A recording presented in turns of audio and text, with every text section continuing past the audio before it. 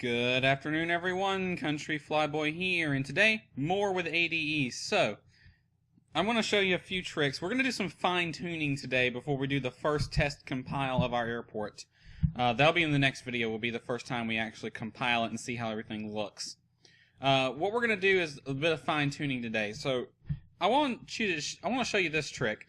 With these GP textures that we've placed here, they function just like aprons. So if you select them, Shift O for a few, you can make them transparent, which is really useful. Now I want you to look here. Now I want you to look at our satellite image, and you see the parking tees right here. There's no lines leading from the taxiway to the tee. It's just the tee out in the open.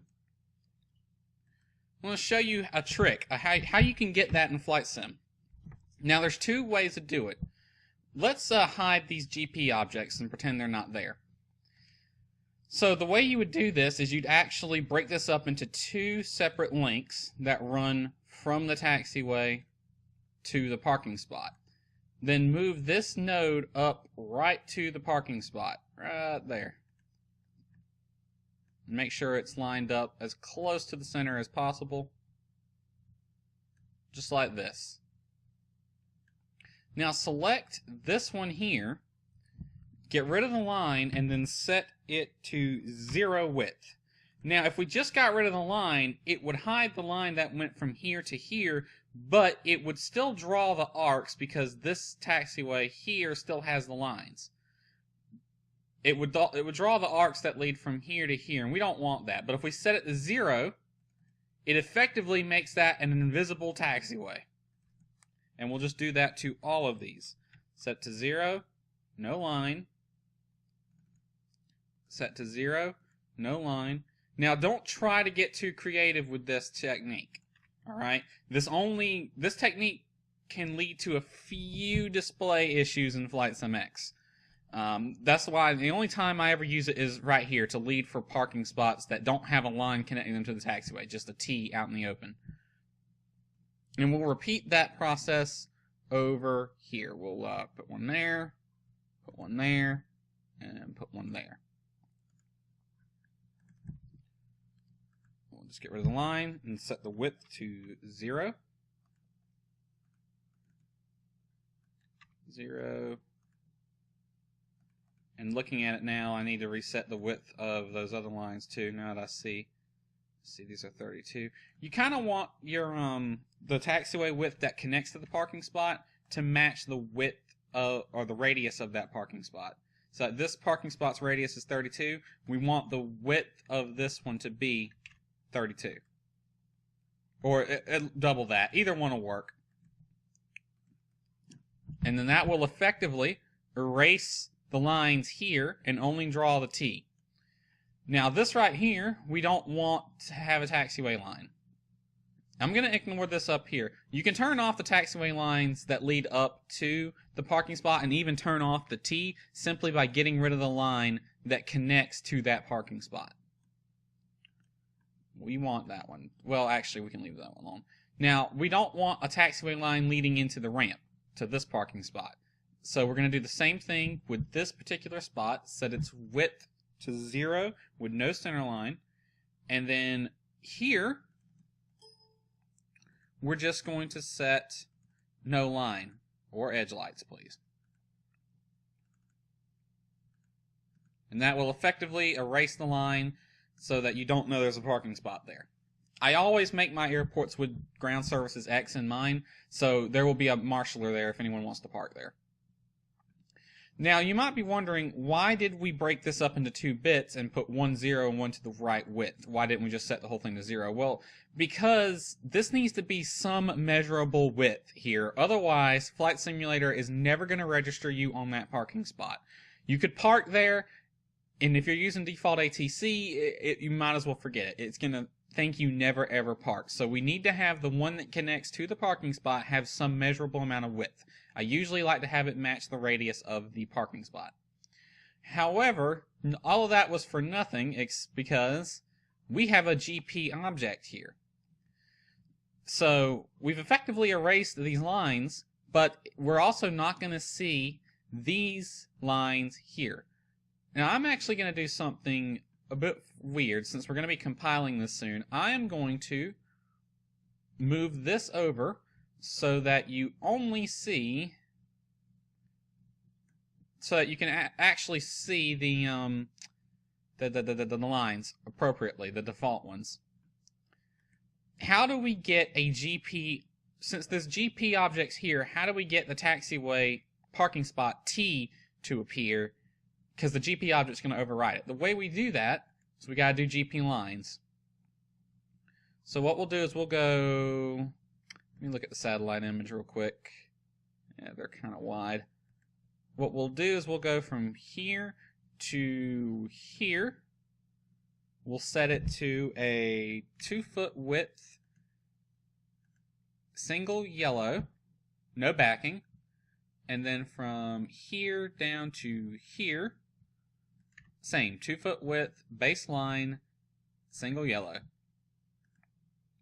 And we'll simply repeat for each parking spot that we want to have a visible T. And yeah, this is a bit tedious, but this is how you got to do it if you're going to be using GP objects. Now, if you don't use the GP objects, if you just make use of the default stuff, that is perfectly fine. You won't have to worry about this step. I'm actually going to have it hide those so I can see what's going on. I'm going to move this guideline, and we're actually going to copy this, paste, oops, just like that, and another one here. Grab the wrong one, like that. Fine tune a little bit. Grab this one, copy, paste, and paste. And we can fine tune these. Just move them over a little bit. There. Yeah, don't be afraid to hide and show different objects when you need to. Okay, so that handles our ramp. What else? Well, you may notice around this airport a few objects are out of place. Let's look around here. Well, looking here, this looks like the windsock right there. We're going to move the windsock. This here is the windsock. If you double click it, you can see its properties. You can change its pitch, bank, and altitude as well. You can change how high it is and how long the sock is, as well as the pole color and the sock color. It will default to an 18-foot pole and an 11.5-foot sock with a gray pole and an orange sock color. That's what it defaults to. Now we can look here and see there's something. It's most likely the AWAS equipment right there. AFD said this airport had a tetrahedron. I don't see it. We're actually going to put the tetrahedron right here. Now, I'm going to use that library that I said I try to avoid using, the small airstrips object library, because the guy who created this doesn't want you to include this library with your sceneries. He wants you to tell your users to download it separately, which I never like, but these are fantastic objects. So we're going to put a tetrahedron right there because this is a working tetrahedron. It will move with the wind, unlike the default one, which doesn't. Now we're going to do a little bit of fine-tuning, and then we're going to work on some Landclass and surrounding area. By fine-tuning, I mean we're going to be moving library objects around to match up with the background. So right away, we see that localizer antenna is in the right spot, but the building needs to move up here. You can see the building right there in the satellite image. We see the PAPI is a bit off. We need to move it up by about 20 feet, and we'll move it over. So that is runway 6 is PAPI there. So primary is 6, so we'll move this up to 275 feet, and we'll make it 50 foot from the edge. And now plop it right there where we need to. I'm also going to put a gravel apron right there. Not all airports have a berm where the PAPI lights are. Now, you may be wondering, I've seen people actually have a PAPI light object even though the Pappy lights in FSX are just the way FSX draws lights, which is basically just a texture wherever it says it needs it to be. You can add a library object to make it look like there is a Pappy light there. It's in the default airport objects library, and it's down towards the bottom. It's called Pappy 01. And you can see it's a small one. If we place it right here, and then turn it around so that it's facing down the runway, right about there. So the little spot should be facing towards the runway number that it serves, and the direction spot here, the heading, should actually be down the runway heading. And we'll just paste this just inside of the light, just like so. And now you will have an object that appears alongside these lights. Pretty neat trick. Looking around, see anything else? It does look like there is a glide slope antenna here. Now, I'm not going to worry about it yet, but I will look when we start doing approaches later on. I will look and see if there actually is a glide slope associated with this localizer. There doesn't appear to be now, but remember, the default approaches were for 2006, and it's 2015 now, so they are about 10 years old. So it's entirely possible a glide slope was added to that localizer to make it a full ILS. We'll go ahead and add a glide slope antenna just in case, because we can easily delete it later if it turns out to not be true. Alright, so we'll just place that right there. And I can tell that's a glide slope antenna because it's a rather long building, and it has a shadow of what looks like an antenna sticking up from it. That is most likely a glide slope antenna building there. Okay, as for these, they need to be moved about 140 feet. Alright, so we'll select secondary. We're going to put these up to about 830 feet. 50 feet from the edge. A little bit more. 870. A little bit more. 890. Right smack dab in the middle. Alright, now we're going to place those Pappy lights again, but we're going to reverse them because they got to go down the runway heading, just like that. Copy. And then we will paste. And paste. And paste. I really love ADE shows you where those lights are going to appear. And just like before, we will go ahead and add a gravel apron there. That is the wrong thing. What the hell? I just clicked the button. I didn't mean to.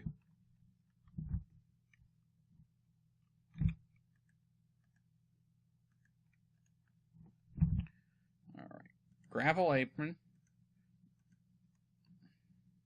I guess since I accidentally selected that, I'll go ahead and show you what that tool is. That's the Apron Lights tool. So when we command FSX to draw lights along either side of this taxiway, we'll draw them in an appropriate spacing. However, you may notice it's not drawing them along the aprons unless we specifically tell it to. So real quick, let me see, do you have lights? No, I turned your lights off. We're going to have it draw lights along the side of this apron up to right about here. So what we'll do is we'll select the Apron Lights tool, and we'll just move right along the apron, just like we're drawing a line, right up to there. And I'll get rid of that little dog tail I made, delete that vertex, and we'll double click it, and it's going to default to a 200-foot separation. Decrease that to about 50 feet for now. We'll play with it later. Now if we select night lighting, you can see it's now going to draw lights along that apron. It wouldn't do that before. Let's turn off the night lighting. And we'll put some along here as well.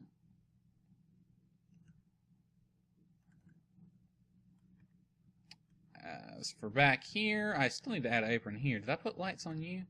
Yeah. Alright, I'm going to put an asphalt apron right here. Boop. Boop. Boop. Boop. Boop. There we go. So now there's an apron there for that hanger. Looks like everything else is good. Windsock's in the right spot. Now let's work on the surrounding Landclass. The first thing I'm going to do is I'm going to have it view airport backgrounds, even though there are none, exclusions, and why not? We'll turn everything on.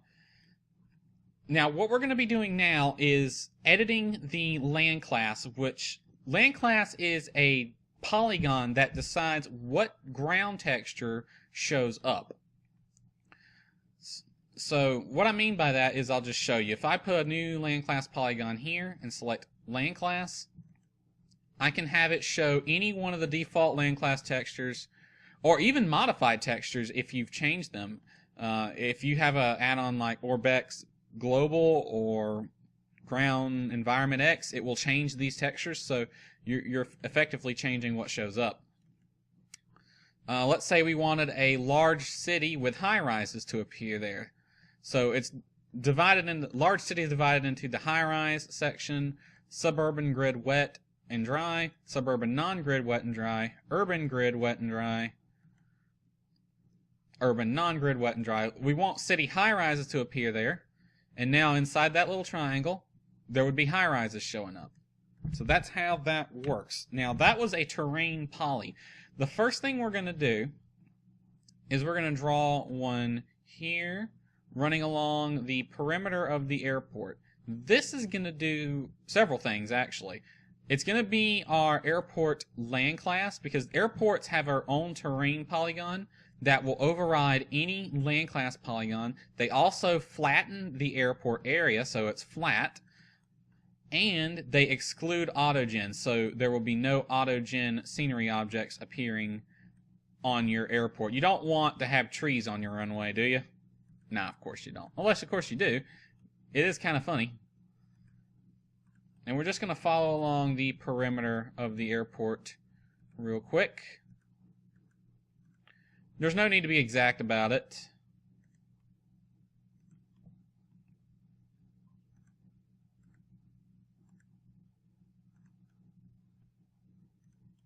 Now, this closed taxiway here, they got trees really close to it, which is another indication that it's most likely closed, because they don't usually let trees this close to a taxiway.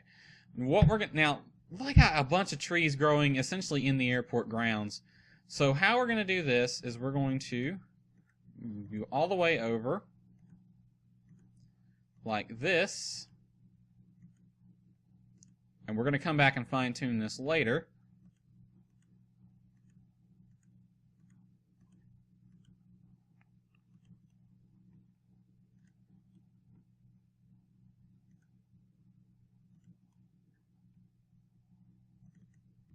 Alright, we're going to select airport background. We want it to flatten and exclude autogen and mask class map, which will mask the underlying Landclass.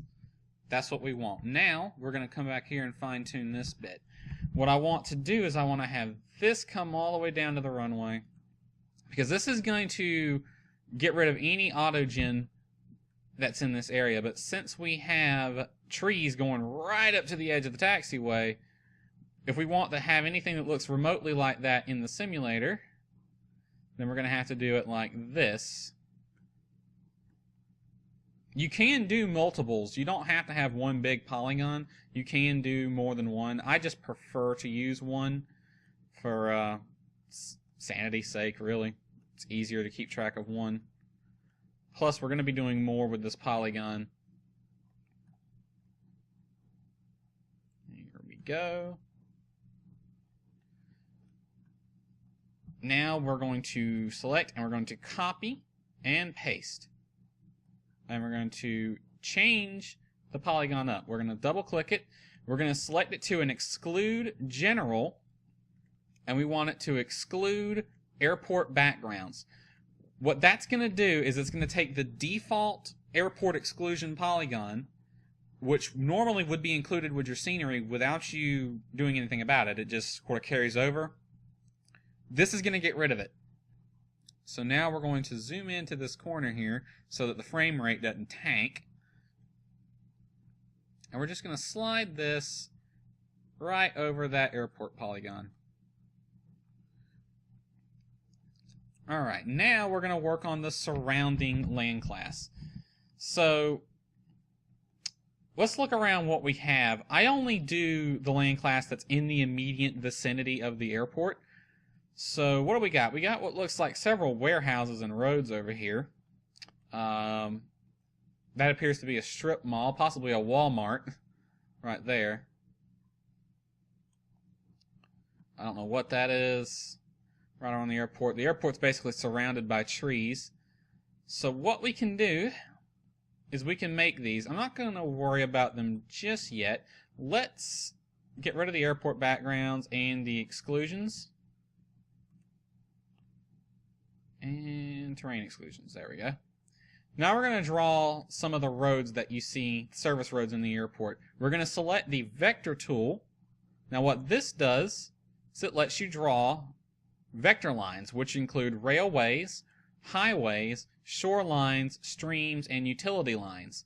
What we're going to use mostly is the railways. Roadways. We want one asphalt undivided median. That's going to draw a one lane asphalt road with an undivided median right up to there.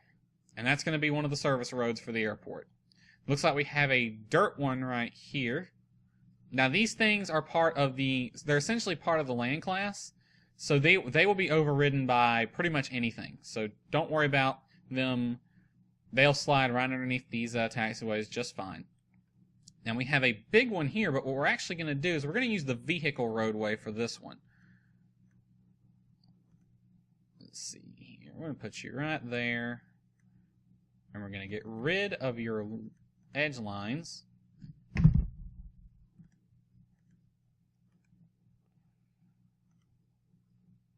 Now this will look a little bit better because this stands out, which is why I am drawing it as a vehicle roadway. There we go. Now if we wanted to fine tune this a bit, we could add an apron here. In fact, let's do that. Let's just put you right that.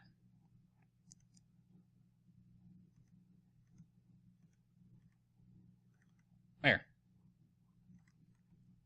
That'll look a lot better. There's not going to be any aircraft taxiing over here since I broke up these taxiway links and essentially closed it down. There's no reason for any airplanes to be over there, but I drew that there because it's there. Now we got some kind of thing here. It's concrete, it's faded, don't look like anything's been on it in years. We'll go ahead and draw it though since it's there. And fine tune that because that looked like a more perfect square. It could be an old helipad or something, I don't know. I do see this here, but I'm not going to worry about that. We got a service road here.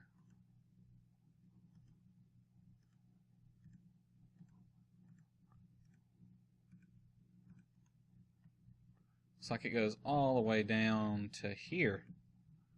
Road, dirt, one lane, undivided. Got another service road runs along here. This is most likely for the approach lights. We'll make this an asphalt undivided one. And there was one coming off here that looks like gravel actually. So we'll make it dirt though, because the gravel texture in FSX for roads is basically just the asphalt texture. So I want them to stand out. Looks like there's another one that runs along here. It's dirt undivided. And we'll draw you to here. Road, asphalt 1 undivided. Any more service roads? Yep, one right there, and there's a dirt one from here to here.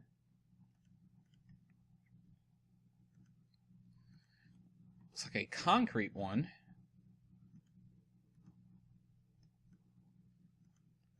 Make this concrete, one lane undivided. And another one here also looks like concrete.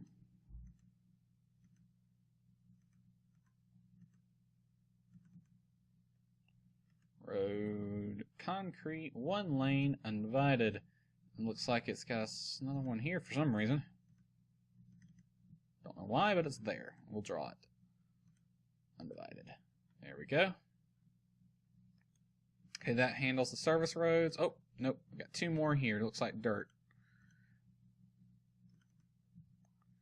Road. Dirt undivided. One lane. And from here to here. Road. One lane. Dirt undivided. Move you down here a bit. Alrighty, so that handles that. Now, what about parking lots? Well, there is an FBO here, and there is a visible parking lot here. I like to use the default cement Landclass for parking lots. So, real quick, I'm just going to draw this parking lot here. Landclass, cement. Now, that looks pretty much exactly like a parking lot when it appears in the simulator. Now, we saw there were cars parked there. Now, I want to give you a tip. It's a little friendly tip. There's two ways of placing parked cars in Flight Simulator. You can either use the vehicle land and place the cars individually. However, if you do this, their headlights and tail lights will be on, looking like somebody left the engine idling with the lights on. Or worse yet, left the lights on without the engine running. What I recommend you do is actually use the FSXP Vehicles Library, which is the Acceleration Vehicles Library set, which has even more planes, a few more boats and cars, including some fun ones like a chemical truck. But it's also got some pre-made parking lot lines. So I'll show these to you. Here's Vehicle Parking Lot Big number 2. And yeah, it's basically just a line of cars for you there. So those are pre-made parking lot lines. They use the same objects as the other library, except their lights will be off so it doesn't look like someone left the engine running. So I'm just going to place one right here, and there'll be a nice few cars parked right over here with their lights off, so they actually looked like parked cars. Now, what about the FBO service vehicles? There's probably a few of them. Well, let's place them. The FBO, if we look at the airport properties, you can also look at an FBO's website for a particular airport, but we see they do have AV100 and Jet A fuel, which means they will have at least 2 fuel trucks, because they're not going to be mixing that into the same fuel truck. So we're going to go to FSX Vehicles Airport, which has all your airport vehicles like the fire trucks, forklifts, catering trucks. They even have an air start unit and a ground power unit truck somewhere. And I like to add a few of these to populate the ramps on my airports. We know there's at least 2 fuel trucks, so we will find the fuel trucks. Here they are. There's 1, 2, 3, and 4 different fuel truck objects. We got this one here, which is a carryover from FS9. It's a low detailed fuel truck. I don't know what this one is. I haven't ever used that. We got Fuel Truck 02, which is a European fuel truck, which came with FSX. And we got Fuel Truck 01. Both 01 and 02 are the ones that will appear in this vehicle parking spot here. The number 2 model is for European airports. This is for US airports. So we will paste this one here. Now, I'm only gonna paste one because remember, another one will appear in this parking spot. However, that depends on the user's settings. If he has airport vehicles set to at least the lowest setting in his options, and he's not using something like Ground Services X. Ground Services X will hide this fuel truck. It will not appear in this parking spot, no matter how high you set your airport vehicle setting.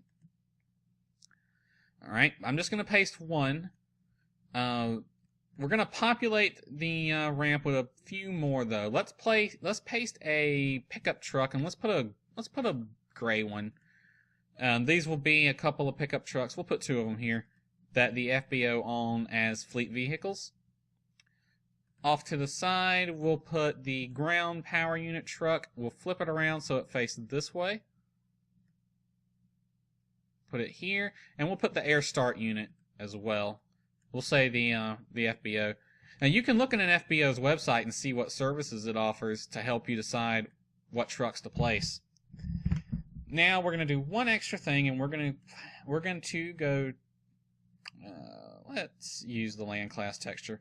You see they have walkways extending from the building. We're going to paste those in using the Landclass texture. I'm just going to follow around the building like so, and then draw the walkways extending out. Landclass textures will be overridden by pretty much everything, so there's no need to worry about lining everything up correctly. Landclass cement. There we go. So now we have nice little walkways, and whenever you're drawing anything like that, don't feel the need to be precise right off the bat. You can always go back and fine-tune. Alright, now we're going to do one other thing. Back when I used FS Economy, I always found it fun to see little cargo bits lying out in front of the FBO that I'm supposed to pick up. So what we're going to do is we're going to go to the Filler Objects library. This is a default library with filler objects, and we're going to place a few random bits of cargo. As you can see, it's got about 30 different cargo objects. It's got several. Filler objects is just little objects to add a little bit of detail to the airport. So we'll scroll through the cargo. Okay, here's a good one here, a couple of boxes. We'll put those right there. We'll keep scrolling through them.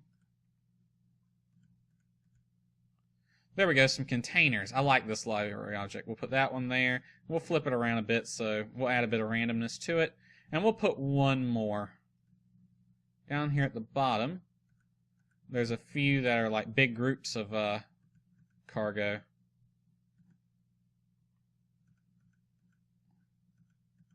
And this just adds a nice little touch. We'll use this one. This just adds a nice little touch to anyone using your scenery. This is a GA airport, so if you can imagine someone flying their Cessna Caravan in here and they're on a cargo flight, it's a nice little touch to see some cargo sitting there waiting on them. Or even if you're not, even if you're just somebody flying in, it could look like another airplane's here to pick that cargo up. Alright, that looks good there. Now, we're going to go ahead and add static airport aircraft. Now, I remember I said earlier I only like to put parking spots around the terminals and the FBOs when I do airports. That's because AI traffic in FSX is always transient. They don't technically have a home base. They go from one airport to the other. So I like to put parking spots at the FBOs and then put static objects at the hangars and local parking areas, so it looks like there are people here home basing this airport. Now, by default, Flight Sim has a pretty limited selection of static aircraft. You got the Vehicles Aircraft Library, which includes an A380, AN225, B-52, several different variants of a few airliners, F-18s, helicopters, and whatnot. And you also have the FSXP vehicle, oops, that's the wrong one, vehicle objects, which comes with a few. You can get an Extra 300, an AT-6, an L-39, and a few named air racing airplanes like Sea Fury or Voodoo. But I'm going to make use of a freeware library object you can download called KB Static Aircraft. You can Google that if you want. They were nice enough to make a library object of a lot of different general aviation airplanes for us to make use of, and they are completely okay with people using it in their scenery. So they have a wide selection of planes.